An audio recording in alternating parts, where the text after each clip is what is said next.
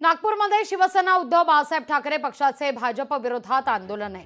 अमित शहांनी उद्धव ठाकरेंविरोधात केलेल्या आक्षेपार्ह विधानाविरोधात हे आंदोलन करण्यात आलंय।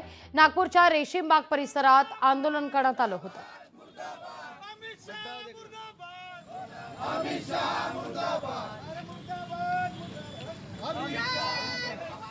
आम्ही संपूर्ण लोक या वक्तव्याचा अमित शहाचा या ठिकाणी निषेध करतो आणि भाजपने खरा आपला चेहरा या महाराष्ट्राच्या जनतेसमोर दाखवला।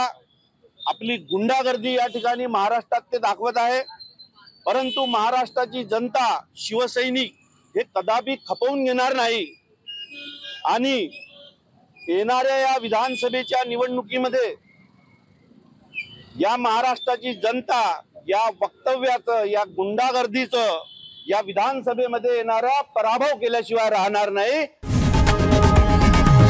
लोकशाही मराठी ऐका, पहा, जागरूक रहा।